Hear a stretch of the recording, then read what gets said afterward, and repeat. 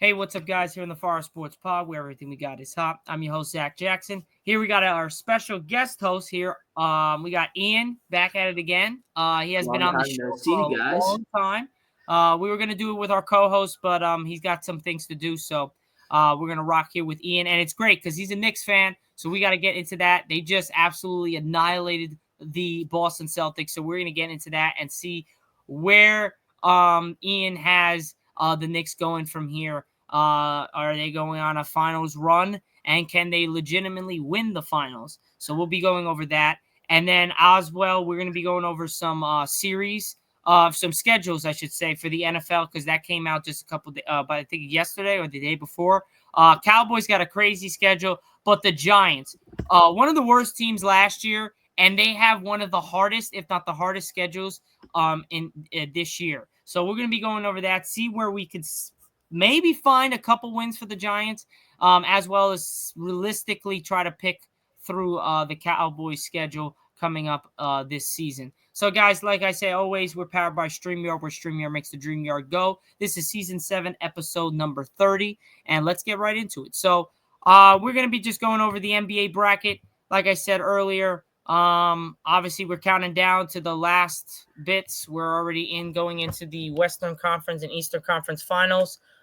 Eastern Conference is set between the Knicks and the Indiana Pacers. Who would have thought it was going to be a Pacers team and a Knicks team in the in the conference finals? So here's the matchups as we could see them here. You have obviously we had a hell of a series between the Thunder and the Nuggets. Right now, it's Game 7 is tomorrow. OKC is favored by 8.5. I am really going to go and decide to take the Thunder. If I'm legitimately saying it, I'm taking the Thunder. It's Game 7. It's at their house. I don't think they lose this game. Gordon's hurt. And again, like I said, Aaron Gordon is also hurt. He's doubtful with a hamstring strain, very similar to Steph Curry's injury. So I really think that that's going to hurt the Nuggets. Obviously, they still have Jamal Murray. They still have Jokic. They could probably still get the job done. I just think OKC, the way Williams played last game, he went like 3 of 16. I don't see him doing that again. So I would have the Thunder winning this game. I would have the Nuggets covering the 8.5 spread. I think the Thunder win by like 5 or 6 points. But I would say the Thunder would take Game 7 to play the Timberwolves on May 20th on ESPN at 8:30 p.m. Eastern Time for Game 1 of the Western Conference Finals. What do you think about that, Ian? Do you think are you going to go a different route, or are you sticking with the Thunder? I'm sticking with the Thunder. I think there's obviously the health factor. They have the younger guys, and I think that the leadership and the group of that team, I think they're going to pull it together, and they're going to come through with this one. And I think the injury of Gordon is really going to be very impactful for Denver.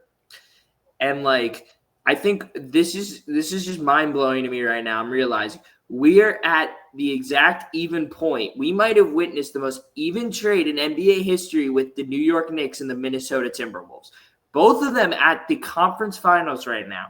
And imagine, per se, both teams make it to the finals. That might be the most even trade in history. I mean, obviously, besides whoever the winner is, but you're basically at one of the most – this is just insane. Yeah, pretty crazy how like you trade Cat and he's with the Knicks and they're making a run for the conference finals, and then you trade then you move Julius Randle and DiVincenzo, and the Timberwolves are making a run to the conference finals as well. Back-to-back years, nonetheless. Yeah, So, I mean – pretty crazy. But we already got Joshua Smith in here saying that the Pacers are beating the Knicks in 6 games. oh, this dude's going to get me mad. Like, come on now. But let's keep it at Game 7. Their ball movement is great. Indiana's ball movement is great, but we have to see how the Knicks defense plays because at the end of the day, like we're seeing Karl Anthony Towns go against physical centers. Miles Turner is a less physical center. He can be physical, but it depends. If he's going to be shooting most of the time in the game, that's going to give someone like Karl Anthony Towns a lot of energy. that is going to give someone like Karl-Anthony Towns more opportunities to show better defense. So Karl-Anthony Towns might have his X factor moment against someone like Miles Turner. Interesting. Joshua has says, bro, we won last year in 7 and are even better than this You year. beat on a crippled team, buddy. Don't play that one. And then he said, got Matherin this year too. Nah, Turner locking Cat up. I would have to jump in here, Joshua. I think this is going 7 games. I think a lot of people are going to say because of based off of what the Pacers did to the Cavs. But if you realize that the Cavs and the Pacers, that series was absolutely phenomenal. That was a back and forth series, maybe other than 1 or 2 games. But that was a back and forth series, and if the ball drops in either way, the Cavs potentially could have won that series 4-1. Honestly, the thing with the Cavs and the Pacers, the Cavs never got a fully healthy squad till maybe the last game. They did not get enough time to develop playoff chemistry. No. And especially they got to that maturity level. The few years back, we were like, this team's going to be great. And they finally got to the maturity level and did it in the season. But then they got too hurt to get to play somebody like Indiana, who had all their guys, who clearly improved on the team chemistry and ball movement. That was clearly shown. Like, I was watching the game. They were flying that ball around. Everybody was getting the ball on one possession. It was really good ball movement. But again, the Pacers will begin that statement. They keep getting away with playing teams that are injured. And I will say that I don't care. I'm biased as a Knicks fan, but it's genuinely true. Let's be honest. Last year, played a crippled Knicks team, played a crippled Bucks team. They've been playing injury teams. And not saying that they can't handle this. They made it to this level. They clearly can handle this. But you have to kind of feel out game 1 to see where this series is really going. I don't think you can call it in. You can't really call it so fast because we don't know. Exactly. You never know. This is the beauty about sports and basketball. You just never know. And on top of that, Joshua also said 7 is valid, though. So I'm assuming he probably is a Pacers fan. So he definitely is. That's probably why. No one has ever defended Miles Turner in my life. Who the hell cares about Miles Turner? That's funny. High pick, solid, but never laid out the potential he was supposed to be.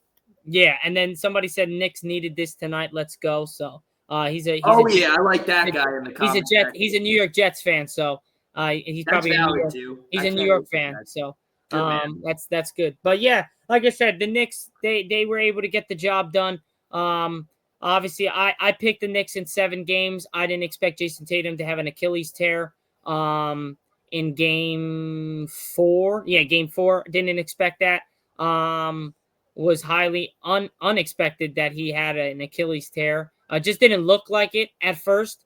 I just didn't see it, and then that was the case. CD, I don't know how you can say the Knicks are garbage when they beat Boston in 6 games, and all the momentum could have been towards Boston with that big win in Boston rained down like 14 threes in the quarter, and this happened multiple games, yet the Knicks still pulled through.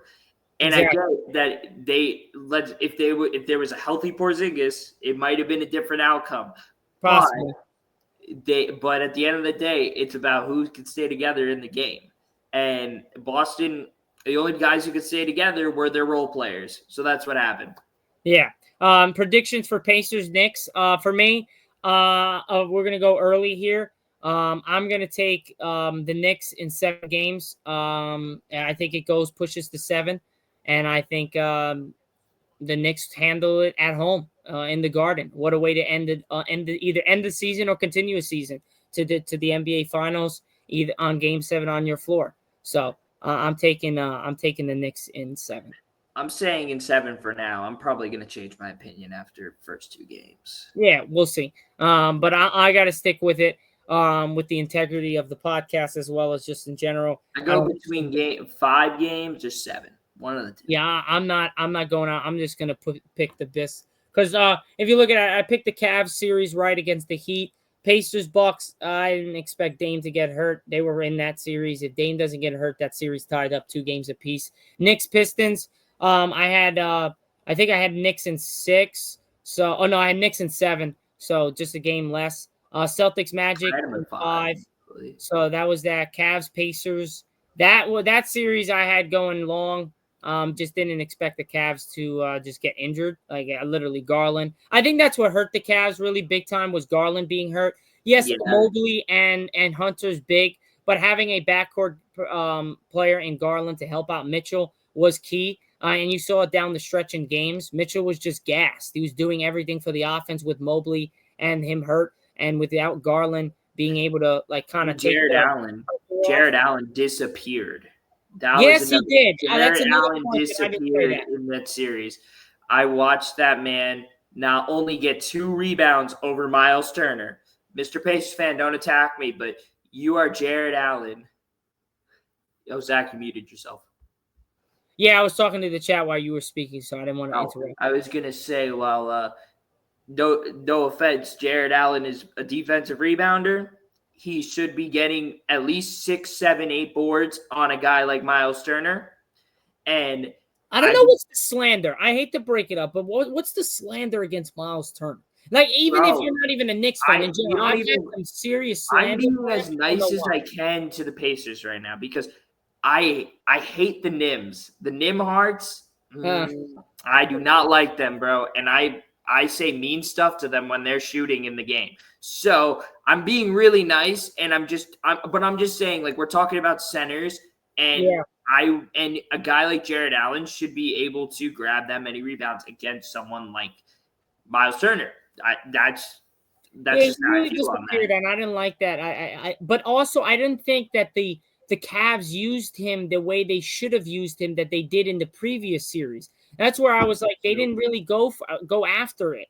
They were more worried about trying to match the Pacers with threes. Obviously, if you have that size and you have Mobley and you have Allen and you have Hunter, try to get to the basket. There was a lot of there was a lot of threes taken in that series. Obviously, the Cavs were able to make them. I mean, the last game, Donovan Mitchell missed 3 clutch free throws after he got fouled on a 3. It was 106 to 100, 106 to 100. He makes those threes 106 to 103. They get the stop.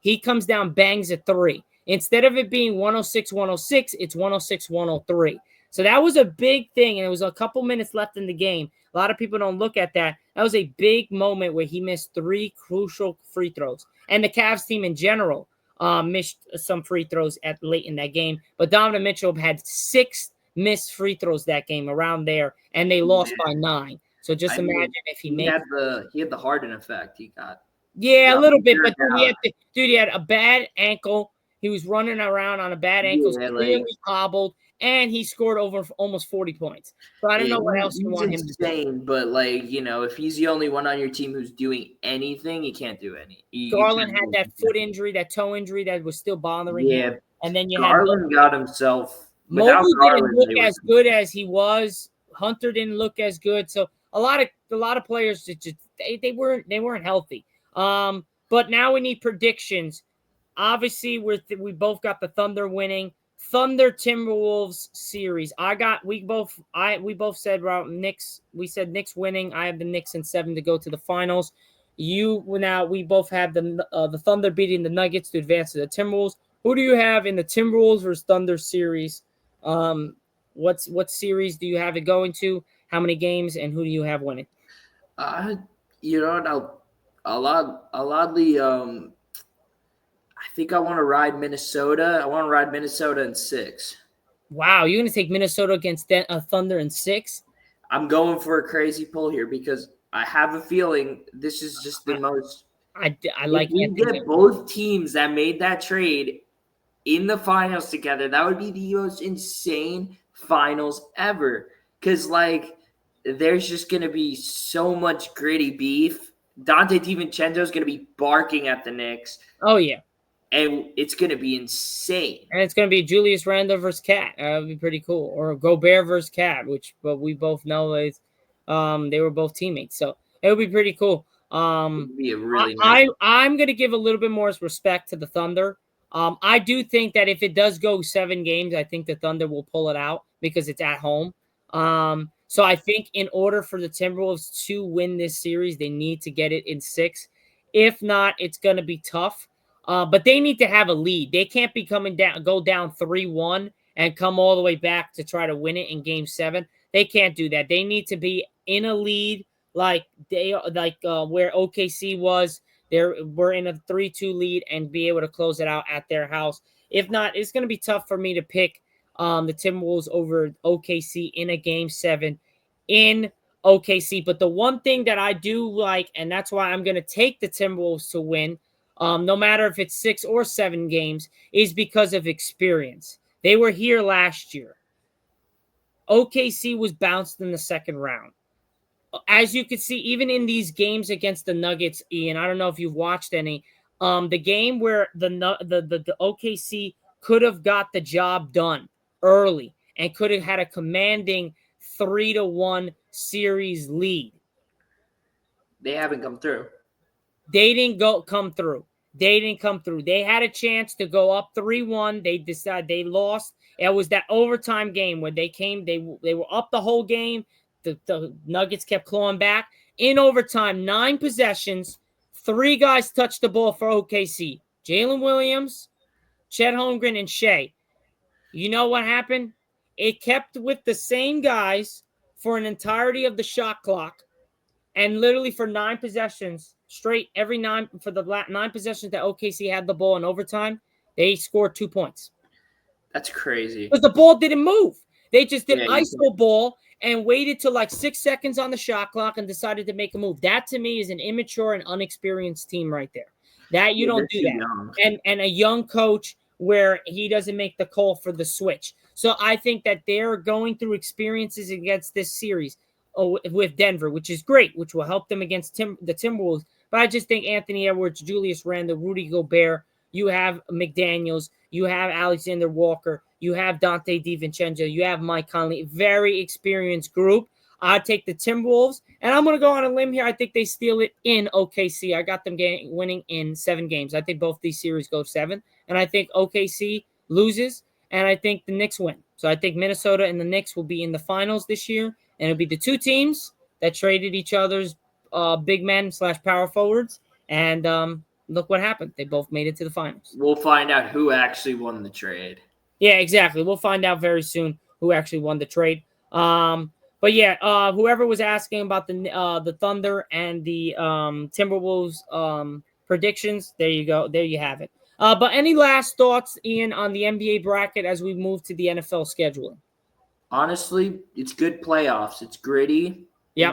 The 1 and 2 seeds are really they fell off in the East. Both 1 and 2 are knocked down. Yep. We're gonna have very gritty conference finals in the East, honestly, and Minnesota OKC is gonna be phenomenal. Like it's gonna be great series. Yeah, so we get a little vintage NBA playoffs because it's finally back, dude. It's been a while since we've had this good of a playoff run. I said it last year, and now it's this year again. It's been one hell of a season, NFL wise, and just in general, just for basketball. All right, so now we're going to be going into our NFL scheduling. As you guys know, if you guys have been with the podcast, you know that me and Ian are both Cowboys fans, but maybe Ian's a little bit biased. I'm more of a realistic type. I'm really realist. I mean, dude, we're not winning a championship until Jerry Jones goes into a grave. Like, that's my opinion. Trust me, I just hope we do more than I expect. Yep, I agree. So first game of the season, it is literally the first game of the NFL season. The Cowboys have a matchup with the Philadelphia Eagles in Philly for their ring ceremony and everything like that. We're not winning that one. Yeah, I realistically, guys, I don't think the Cowboys are going to step up, man. Like they. Now, again, I hope they shock the world and they're able to get the job done, but I know no one is picking us to beat Philly on their ring ceremony in Philly. But again, this is where the Cowboys do their best work when they are not favored to win at all and they're expected that they get their asses kicked. That's when they show up the biggest. So I'm going to take the Cowboys losing this game, but don't be surprised if the Cowboys actually show up. for this game and shock the world and beat the Eagles. So Giants, I think we already know that's a win here, right, Ian? That's 1-1. Oh yeah, that's definitely a win. Okay. 100%. At Chicago, this usually would be a win, but this is going to be a tough matchup. But I still think with the experience of Caleb Williams and stuff like that, I think we could take a dub here. I think what's probably going to happen with them is we're not going to game plan properly for Chicago, and we're going to make them look too good. And then we're going to somehow win by a touchdown or something like that. Or like a field goal. We tend to do it. We tend to not game plan properly for these teams that we don't care about or we don't see as big money and jokes. Yeah. And then we wind up over preparing for big teams, and we wind up second guessing ourselves and then getting our asses kicked. Yeah, like Green Bay. I think we beat Chicago. Green Bay, I think it's early in the season. Green Bay is better early. It gets a good start going earlier in the season. Sometimes, most of the time. I might say if Jordan Love is healthy and ready to roll. I don't know. It's in Dallas. I don't know. If the Green Bay pisses me off because like I can legitimately want the Cowboys to beat Green Bay because I just can't stand them after the beatdown that they gave us in the playoffs. Too, but dude, Aaron Rodgers traumatized me. If realistically, I'd probably say that. But then we play the Jets the next week at New York. Again, yes, the Jets are still better than they were, but still, I don't think they're like their whole inside office is messed up. Jets are going to be 2-2. I'd say we're 2-2. I think we take an L against Green Bay here. Yeah, and then I think that's when we take it to the Jets 3-2. And then we beat the Panthers. That's 4-2. And I think it's going to be an unnecessary close game. Yeah, out of nowhere. Washington. Huh? I think we're going to actually lose to Washington earlier in the season. At home, though? I think we're going to beat them at the end of the season. I think we're going to go 1-1 with them. We usually beat them, but they're such a much better team now. So yeah, I think we lose. So we'll be 4-3 at Denver. That's going to be a tough game. I don't know. I'd say one's tough. I'd say we could probably get this win out. It just really depends on how well Dak plays with the altitude and stuff, and how our team adjusts to that.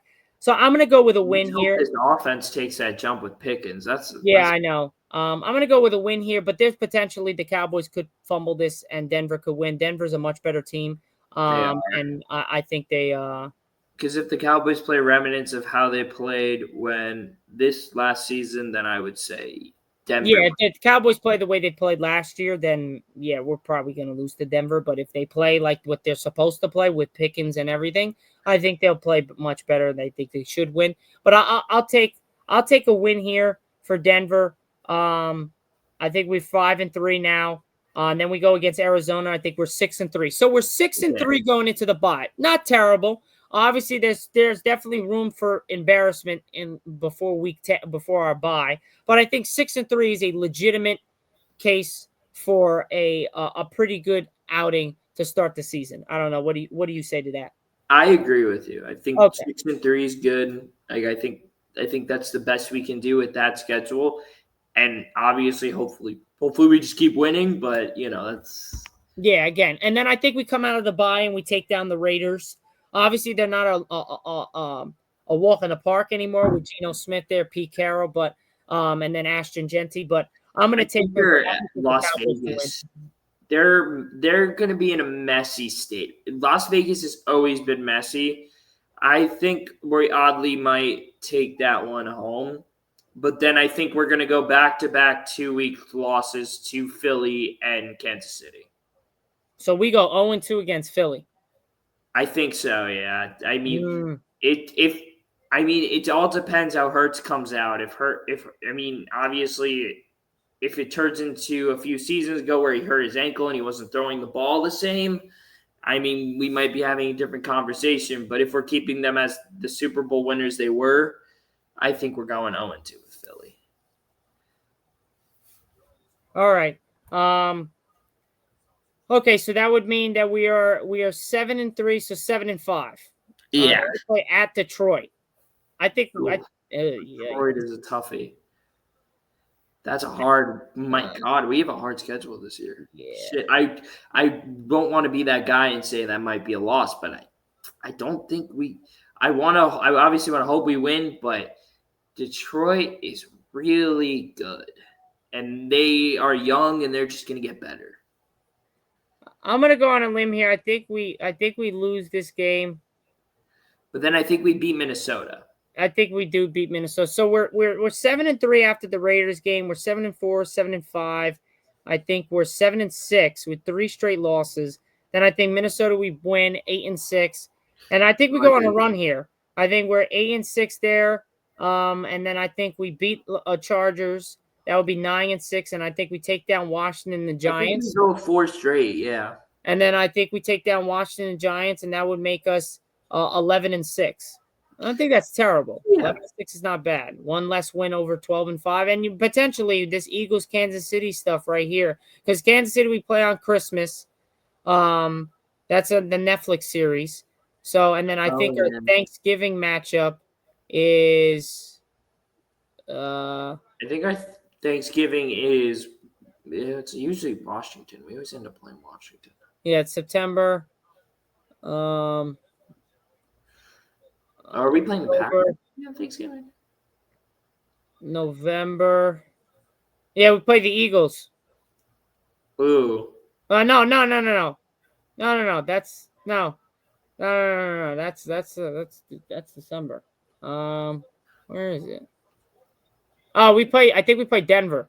I think that's the 26th. Yeah, I was thinking it was Denver. I don't know. Hold on. Cowboys. Oh my God, the Knicks won. Dallas will host Kansas City. Oh yeah, so we play Kansas City on Thanksgiving. Yeah. So that's it. So you play Kansas City on Thanksgiving. And that means we're probably are we home or are we in Kansas City? No, we're home. We're always home on Thanksgiving. Yeah, that's what I figured. I was just like So I think we go 11-6. I don't think that's terrible. I think that's the best we could do. Or I mean, hey, if we win a couple more in the NFC East than I'm thinking, then we be a better team. But I mean, we'll see what the season unrolls. We'll see what Schuenheimer does his job. Yeah, I don't know, man. I'm not so crazy about that guy. I'm not the biggest fan of him either. I'm not really. But that's the thing. I partially kind of like that because I feel like maybe he could be good. Yeah, we never know. Who knows? I'm hoping he is. All right, now, guys, obviously we're not Giants fans over here, but we got to go over the Giants because their schedule is worse than the Cowboys. Because I think maybe they have top 4 wins on the season, if you're being realistic. At Washington. They're not winning that game. I think that's an L. At Dallas, that's an L. Yeah. They're 0-2 to start out. They're 0-3 against Kansas City. Against the Chargers, I think they beat them. Huh? I think they beat them because I think their defense is going to come through. That D-line. Potentially they get a job done and they are able to take down the Chargers. It's at home against the Giants, so they're 1-3. I think they actually beat New Orleans, especially with what's happening with Derek Carr, no quarterback. So they're 2-3. So in 5 games, they're 2-3. I think that's good. Now against Philly, they lost. Yeah, so they're 2-4. Against Denver, I think they lose. They're 2-5. Like at Philly again, they lose. They're 2-6. Against San Fran, they lose. I think they might beat them. I think they oddly might do it, dude. San Fran is a dysfunction this year. They're good. They're 2-6 going into San Francisco in week 9. I oddly think the Giants are going to be a little better than we think. That's also the thing with them because that D line is disgusting. Yeah, now with Abdul Carter and all that. So 3-6. We'll take San Francisco. So 3-6. Now they're at Chicago. At Chicago, they should beat Chicago. I don't know, man. A lot of people are not giving Chicago credit, man. I'm going to have to go with Chicago beating the Giants. Well, did they improve their offensive line? Yes, big time. Okay, if they improve their offensive line and it goes well, then I will take Chicago. Okay, so they're with Chicago beating them. They're 3-6 going into week 10. And then they lose to Chicago, so they're 3-7. So now they're versing Green Bay. I think that's a loss. They're 3-8. Yeah, I think they're losing Green Bay. They're at Detroit, so they're 3-9. Against New England, I think they beat, so they're 4-9. Then they have a bye. They're against Washington. I think they lose. 4-10 against Minnesota. I think they lose. Yeah, I don't think 4-11 at Vegas. I think they win. Yeah, I think they take Vegas. 5-11, and I think at Dallas they lose. So they're 5 and Well, 5-11. No, 5-12. 5-12. Wait, no, 5-13, right? Oh no, it's 17 games because you get 1 week by. Yeah, so it's 5-12. Yeah, so 5. So they're about 5-12. I think that's realistic. I don't know. What do you think?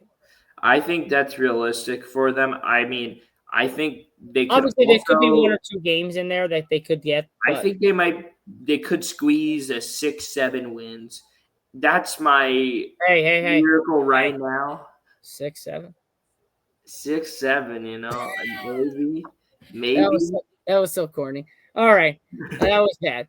But yeah, other than that, any last thoughts on just in general scheduling? I think the NFL has done their due diligence this year and actually making teams that are even worse have even harder schedules as well, which is pretty crazy. I know it's insane because, Yeah. I mean, geez, the schedule we got, we weren't even that good of a team. No, we were not. And The the 14th Giants, worst in the the league. Giants were one of the worst too. So Yeah, and the Giants were bad too, and it's they got a weird worse when one they're as well. piling a bad So schedule on them. yeah.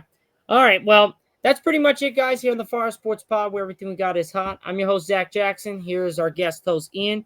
We appreciate all the support out there. We'll catch you guys on Recap Monday for Season 7, Episode number 31, powered by StreamYard, where StreamYard makes the dream yard go. This was Season 7, Episode 30. Catch you guys all on Monday. Enjoy your weekend. Enjoy the rest of the playoffs. Peace out, guys. Peace out, Fire Sports Pod.